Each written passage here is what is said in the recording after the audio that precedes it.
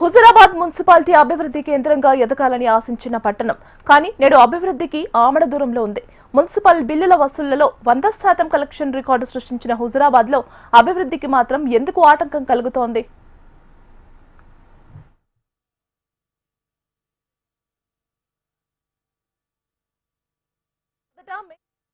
పంచాయతీగా ఉన్న హుజురాబాద్ 2011లో పురపాలక సంఘంగా మారింది.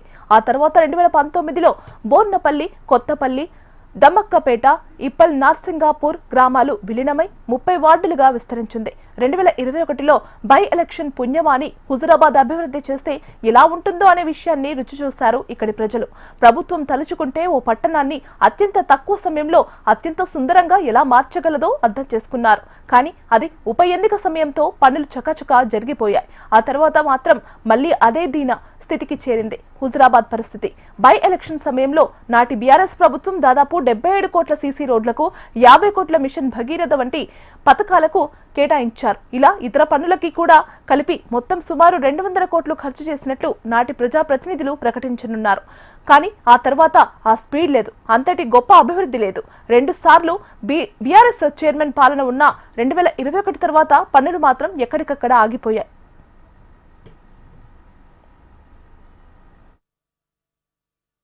హుజురాబాద్ మున్సిపాలిటీ హుజురాబాద్ మేజర్ గ్రామ పంచాయతీ మున్సిపాలిటీగా మారి ఈ 10 సంవత్సరాల్లో చాలా అభివృద్ధి చెందింది. చాలా వరకు సీసీ రోడ్లు కానీ, మురుగునీటి సమస్య కానీ, తాగునీటి సమస్య కానీ గత 2 పాలక వర్గాలు కూడా ఎంతో కొంత కృషి చేసి పట్టణాన్ని అభివృద్ధి వైపు తీసుకుపోయినాయి. ఈ నెక్స్ట్ వచ్చే పాలక వర్గాలు కూడా మిగిలిన సమస్యలు ఏవైతున్నాయో, వీధి కుక్కల సమస్య కావచ్చు, కోతుల బెడద కావచ్చు, కొంత శాశ్వతమైన నీటి సరఫరా కూడా పూర్తి స్థాయిలో జరగలేదు. ఆ నీటి సరఫరా సమస్య కావచ్చు, వచ్చే పాలకవర్గం ఎవరైనా కానీ, ఏ పార్టీ విజయం సాధించినా, ఏ పార్టీకి సంబంధించిన కౌన్సిలర్లు కానీ, చైర్మన్ కానీ, పాలకవర్గం ఎవరు ఎన్నికైనా కూడా పారిశుద్ధ్యం మీద, నీటి సమస్య మీద పూర్తి స్థాయి దృష్టి సాధించి హుజురాబాద్ పట్టణ ప్రజలకు ఎటువంటి ఇబ్బంది లేకుండా చేస్తారని ఆశిస్తున్నాం.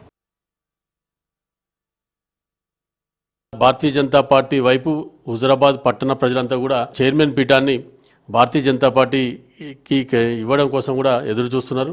గతంలో బీఆర్ఎస్ ఇక్కడ మున్సిపాలిటీగా మారి, నగర పంచాయతీ నుంచి వెళ్ళి మున్సిపాలిటీగా మారి 2014 సమయంలో ఇది మారింది. 2014లో కానీ 2019లో కానీ ఇక్కడ బీఆర్ఎస్ అధికారంలో ఉన్నటువంటి పరిస్థితి ఉంది. బీఆర్ఎస్ కేవలం కేంద్రం నుంచి వచ్చినటువంటి నిధులతోటే ఇక్కడ అభివృద్ధి చేసింది తప్ప, అదేవిధంగా కాంగ్రెస్ 2 సంవత్సరాలు అవుతున్నది. కాంగ్రెస్ హయాంలో ఒక్క రూపాయి కూడా ఈ యొక్క మున్సిపాలిటీకి రూపాయి తెచ్చినటువంటి పాపాన పోలేదు. అదేవిధంగా ఇక్కడ ఉన్నటువంటి ఇప్పుడు ప్రజెంటు బీఆర్ఎస్కు ఓటేసినా, అది కాంగ్రెస్కి ఓటేసినా ఇలా మరింత అభివృద్ధి చెందేటువంటి అవకాశమే లేదు. ఇలా కేవలం భారతీయ జనతా పార్టీకి అధికారం ఇస్తేనే హుజురాబాద్ మున్సిపాలిటీ చాలా అభివృద్ధి చెందే అవకాశం ఉంది. ఇవాళ ఒకసారి మేము కూడా ప్రజలకు అప్పీల్ చేస్తున్నాం, హుజురాబాద్ మున్సిపాలిటీని భారతీయ జనతా పార్టీకి అప్పగించండి, అభివృద్ధి అంటే ఏందో చేసి చూపిస్తామని చెప్పి మేము ప్రజలకు కూడా తెలియజేయడం జరుగుతున్నది. అభ్యర్థులంతా కూడా ప్రచారం తిరిగినప్పుడు కూడా ప్రజల నుంచి సానుకూలమైనటువంటి స్పందన వస్తున్నది. వాళ్ళంతా కూడా భారతీయ జనతా పార్టీకి పట్టం కట్టేందుకోసం సిద్ధంగా ఉన్నారు. ఇవాళ మున్సిపాలిటీకి సంబంధించి ఇలా అనేకమైనటువంటి ఇక్కడ సమస్యలు కూడా ఉన్నాయి హుజురాబాద్ మున్సిపాలిటీలో.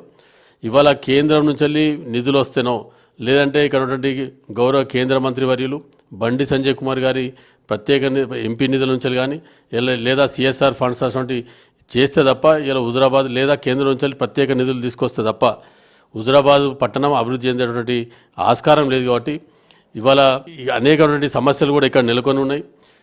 ఇలా ప్రధానంగా ఇలా కోతుల బెడద కావచ్చు, ఇక్కడ ప్రధానమైనటువంటి హాస్పిటల్ సంబంధించినటువంటి దానిలో వైద్యుల యొక్క అనేక విభాగాలకి వైద్యుల కొరత ఉన్నది. ఇక్కడ వైద్యులను అపాయింట్ చేయలేనటువంటి పరిస్థితి.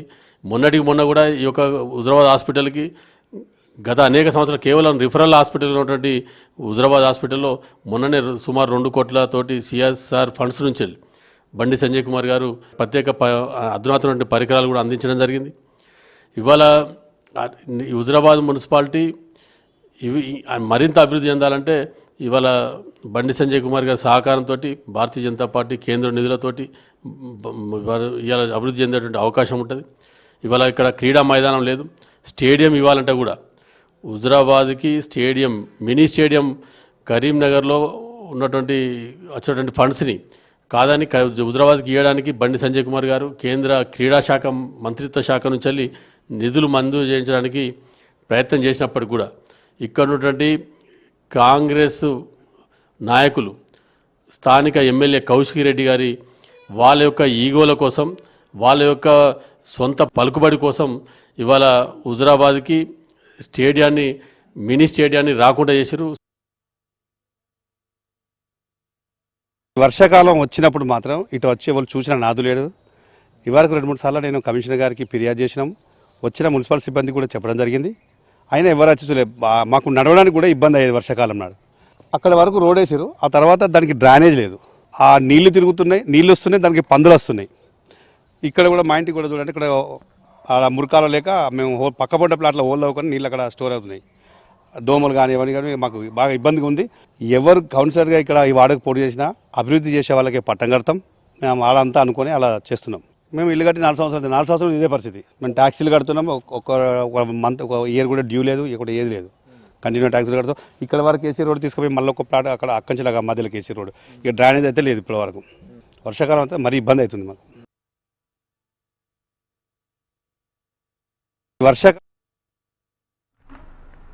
వర్షాకాలం వచ్చేసరికి హుజురాబాద్ మెయిన్ రోడ్లు కూడా చెరువులుగా మారిపోతాయని స్థానికులు చెబుతున్నారు.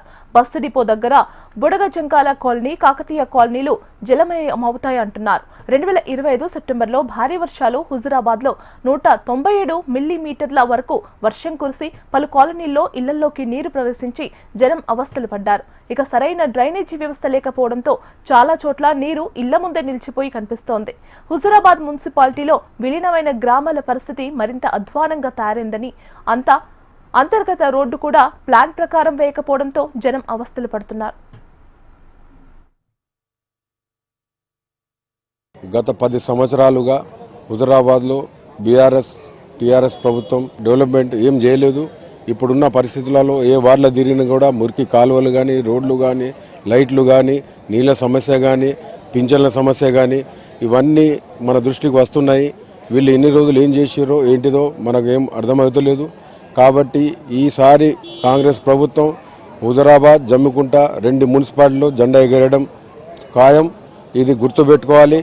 ఇది బీఆర్ఎస్ పార్టీకి చాలా చెంపదెబ్బలాగా నేను అనుకుంటున్నాను. ఏదైతే వాళ్ళు డెవలప్మెంట్ చేయలేదో నేను ఇప్పుడు 2వ వార్డులో ప్రతి రోడ్డు, ప్రతి వాడ తిరిగాను. నేను అక్కడ మురికి కాలువలు కానీ, రోడ్లు కానీ, పింఛన్లు కానీ, అక్కడ ఉన్న లైట్ సమస్య కానీ, డ్రైనేజ్ సమస్య కానీ ఇవన్నీ నేను తీర్చిదిద్దుతానని, హుజురాబాద్ మున్సిపాలిటీని ఆదర్శ మున్సిపాలిటీగా తీర్చిదిద్దుతానని మేము మీడియా పరంగా నేను తెలియజేస్తున్నాను. హుజురాబాద్లో చాలా కూతుల సమస్య ఉన్నది.